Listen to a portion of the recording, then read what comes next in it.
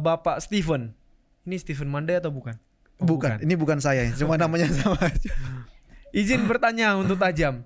Apakah yang dimaksud dengan ayat berikut? Yesaya pasal 6 ayat 8 sampai 10. Kita baca pendeta. Oke, ini dia. Yesaya. Ya. Oke, pasal 6 ayat 8 sampai 10. Lalu aku mendengar suara Tuhan berkata, siapakah yang akan kuutus dan siapakah yang mau pergi untuk aku? Maka sahutku, ini aku, utuslah aku. Kemudian firman-Nya, pergilah dan katakanlah kepada bangsa ini, dengarlah sungguh-sungguh, tetapi mengerti. Jangan, lihatlah sungguh-sungguh, tetapi menanggap.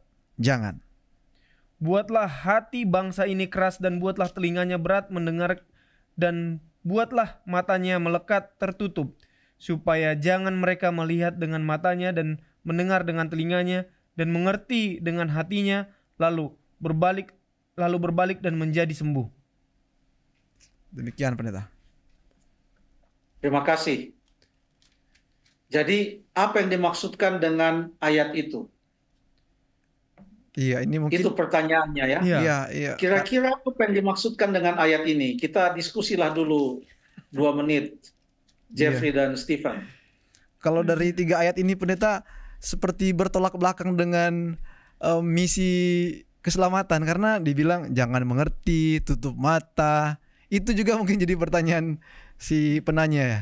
Kenapa ada kata-kata seperti itu di Alkitab, khususnya di 3 ayat yang kita bacakan tadi pendeta. Terima kasih. Jadi saya bertanya kepada Stephen, kira-kira apa maksud ayatnya? Saya tanya balik Stephen pendeta. membuat itu jadi pertanyaan. Jadi pertanyaan saya juga Oke, jadi. terima kasih. Coba kita baca di Yesaya 1 ayat 1. Pada zaman raja-raja siapa Yesaya ini Hidup. Melayani. melakukan tugasnya sebagai seorang nabi? Aduh, sorry, aku belum dapat.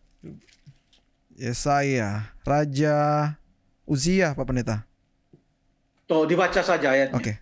Ayat 1, penglihatan yang telah dilihat Yesaya bin Amos tentang Yehuda dan Yerusalem dalam zaman Uzia, Yotam. Dalam zaman Uzia, Yotam, Ahaz, dan Hizkia, raja-raja Yehuda. Oh, 4 raja, Pak Pendeta. Luar biasa ya, 4 raja 1 nabi. Ya, panjang. Luar biasa pelayanan dari Nabi Yesaya ini. Dia pernah datang ke Hizkia dan dia katakan kepada Hizkia, sampaikanlah pesan terakhir kepada keluargamu, katanya. Sampai Hizkia menangis. Akhirnya Yesaya diutus lagi untuk katakan kepada Hizkia, Tuhan katakan engkau akan diberikan tambahan usia 15 tahun. Itu ada ceritanya di dalam kitab Yesaya.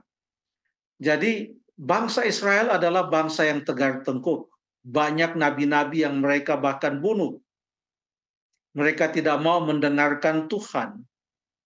Makanya setelah Yesaya, maka nabi berikutnya, yaitu Yeremia, adalah nabi yang menubuatkan, dan pada zamannya terjadilah pembuangan orang-orang Israel ke Babylon. Oleh karena sudah turun-temurun mereka berontak kepada Tuhan. Kalau rajanya baik, mereka ikut baik. Kalau rajanya berbuat benar, mereka berbuat benar, tapi kadang-kadang tidak sepenuhnya benar. Kalau rajanya jahat, apalagi rame-rame melakukan kejahatan. Coba kita lihat raja-raja yang memerintah ini. Kita baca coba 2 Tawarik 27. 2 Tawarik 27 ayat yang kedua.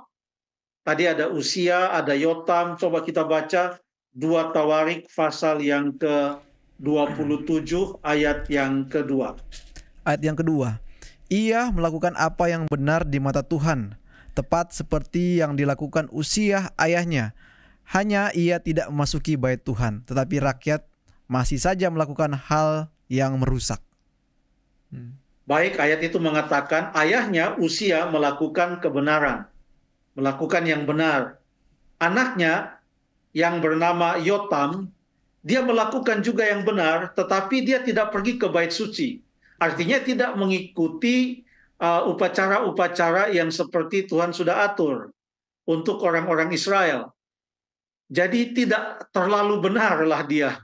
Ada benarnya sedikit tetapi tidak pergi ke bait suci. Bahkan ayat itu mengatakan bangsa-bangsa tetap, atau bukan bangsa-bangsa, orang-orang Israel, bangsa itu terus melakukan hal-hal yang rusak. Bagaimana dengan Raja Ahaz? Coba kita baca 2 Tawarik 28 ayat 1. Ahaz berumur 20 tahun pada waktu itu menjadi raja, dan 16 tahun lamanya ia memerintah di Yerusalem. Ia tidak melakukan apapun yang benar di mata Tuhan seperti Daud, bapa leluhurnya. Terima kasih. Dia tidak melakukan apa yang benar.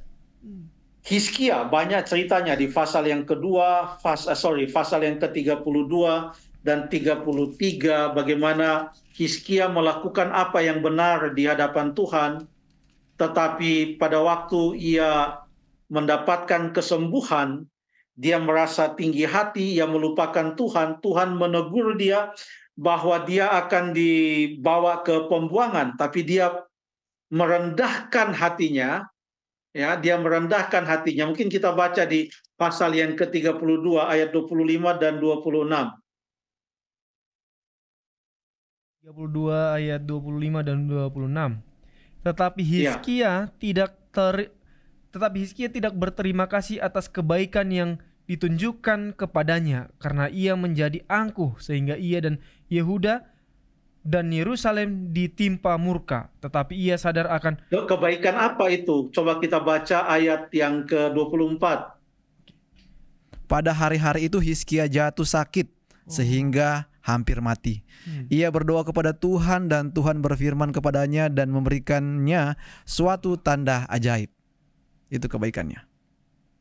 Ya, dia disembuhkan. Ya. Lalu cerita yang lebih panjang dan lebih jelas ada di 2 Raja-Raja 20 ataupun di Yesaya 38, di mana dengan jelas di sana dikatakan dia diberikan tambahan umur. Tapi apa yang dikatakan di ayat 25 tadi sudah dibaca, ia tidak berterima kasih atas kebaikan itu juga kepadanya, atas kebaikan yang ditunjukkan kepadanya, karena ia menjadi angkuh. Lalu ayat 26. Tetapi ia sadar akan keangkuhannya itu dan merendahkan diri bersama-sama dengan penduduk Yerusalem, sehingga murka Tuhan tidak menimpa mereka pada zaman Hizkia.